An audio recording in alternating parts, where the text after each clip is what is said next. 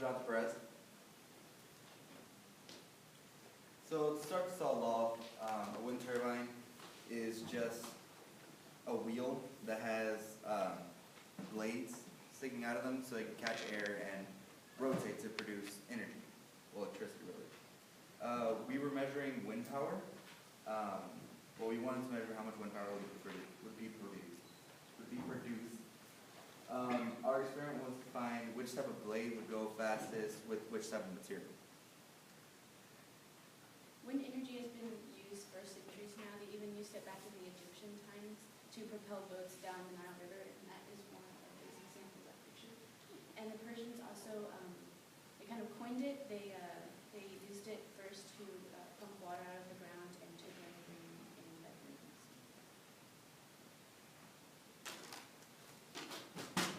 These are examples of some earlier wind turbines and some different styles of them.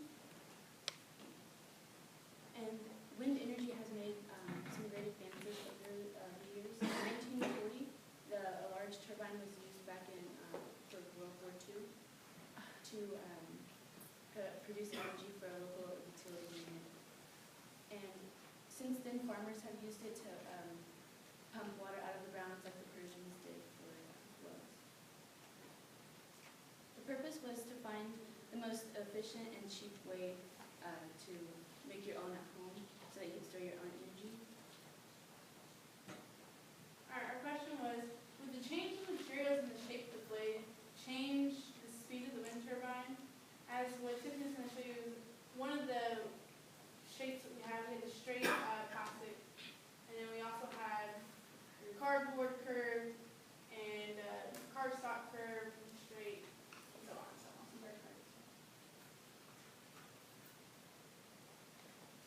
Our hypothesis was that we thought that this plastic straight would be more efficient and go faster than the other materials. So a few of the materials that we used was cardboard, cardstock, and plastic. We had 4 pieces of pine wood to create this. And so what we did was we set 2 pieces of wood parallel from each other. They were both the same length, 2 feet. And then we set a cross support to hold this piece. And then we set this piece on top, and we drilled everything in. We also drilled a hole up here so that we could mount the pencil in there, and for support to hold this to keep it from hitting the back of it, we used a hair tie. And we put another hair tie on top of it to keep it from falling off. The independent variable was the blades that we used because they are the ones that changed. We were determining the speed, so how many rotations that into it, and that's how we determined the efficiency of it. And then our base and our fan that we used was our control. So the description of methodology is still basically what we did. We first gathered the materials that we had to use to create the base and the blades. We then started building the base, which is how we put our blades. We started designing the blades by using a template, and we just basically drew the outline for it and did that multiple times for the plastic, cardboard, and cardstock. We then made the supporters, which are the cardboard pieces right here, and we set 2 on each side. We then super glued and hot glued the supporters to the blades to keep them in place. We attached a set of hair ties behind the actual blade and one in front to keep it sturdy so it wouldn't go flying off. And so then we turned on the fan and we observed what happened. And when we turned on the fan, we couldn't get any of our materials to work whatsoever. We couldn't get any of them to spin with the fan. So when we were conducting our initial experiment, we figured out that we could throw these blades like frisbees. So like, someone want to catch this one? Bad throw. But that's what we used to collect data instead. And Jonathan, let us know as we go. So we also had a second description methodology, so our second set of steps. We used the blades that we already made to row. And next we went inside of the Fairmont Tower that's by the cafeteria, because it was a wide hallway, and also they allowed us to use it. So, and then we received the tape measure that I think Pedro allowed us to use. Then I threw each blade and blade type 3 times, using just legitimately just going like this and throwing it with the same force as I could muster each time. And then we measured how far the blade went. We then recorded the data on a chart. Alright, this is a chart that we used. We measured all the measures of the distance at how far each blade went. We measured it within feet and inches of each other. We did the average of the average of each material and blade type to see like the distance between like where it should have hit. We also calculated standard deviation for human error. So, like she said, our average was 25 feet and 8 inches for the plastic curve, which is that one. But due to human error, it could have been like plus or minus that. So it could have been greater or less than that average based on human error. And we calculated this for each average. When we did our experiment, there's a lot of things that went wrong and a lot of things that we could have done differently. When we did our initial research, we didn't really look up how like a wind turbine was made or like the mechanics that went into doing it. And after we realized that we couldn't get our blades to spin, we did some more research and we figured out that we needed to angle the blades, like mount them onto the supporters differently so that the wind would catch it. And the cardstock is really flimsy, and we were thinking that it might have been too light and the plastic might have been too heavy for the wind fan, or the fan that we had. Alright, we have some special thank yous. We want to thank Ms. Morgan and Ms. Onsat for getting our materials and supporting us. We also want to thank Ms. Santiago for financial needs for the money. Mr. Long and Mr. Lamb, we use them as our basic mentors to help us get along through our project. Our group members, we all did a great job on the project. Our plastic cutters and WSC.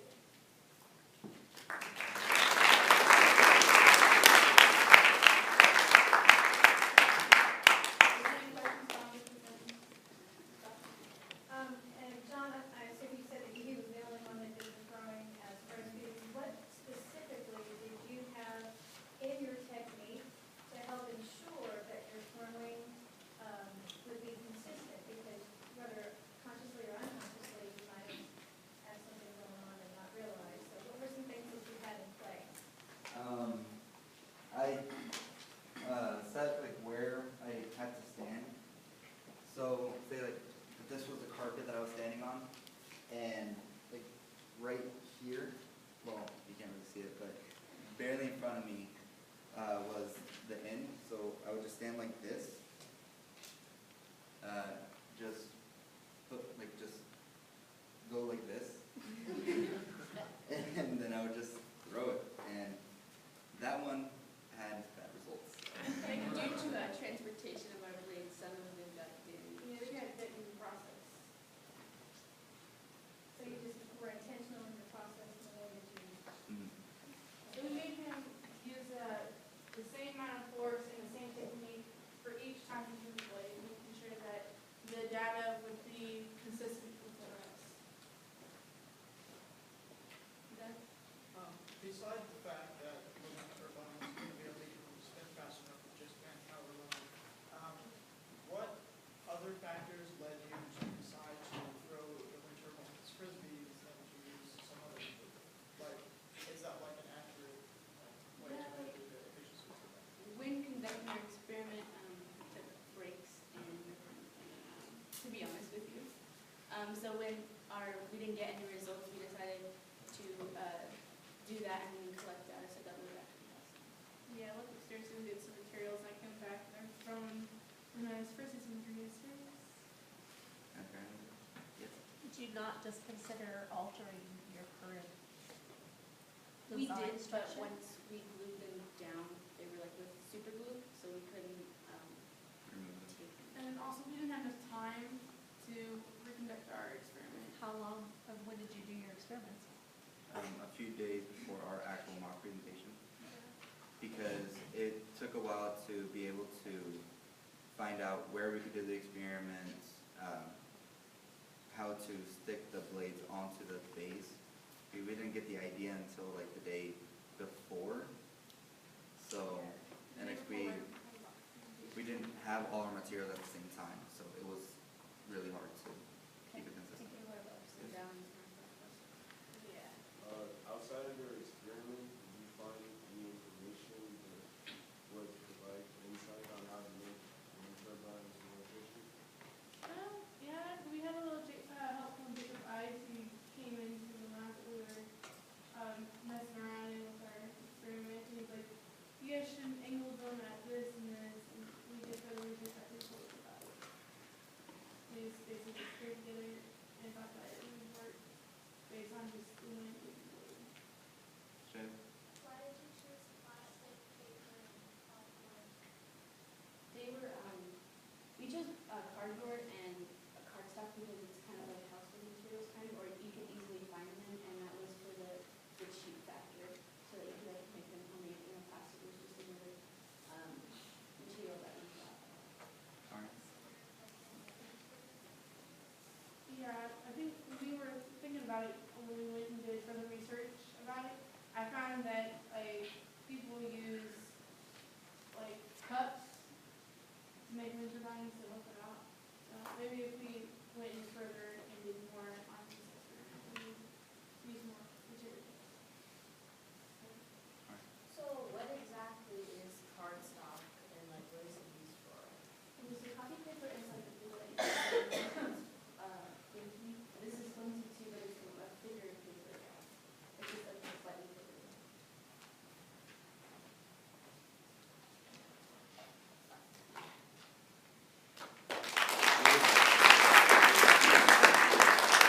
I have 2 more questions.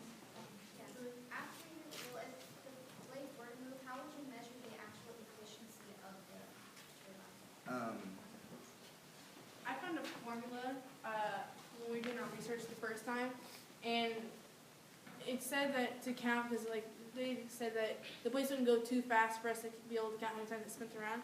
So it said to color one of the blades, like how we did on all the blades or most of them.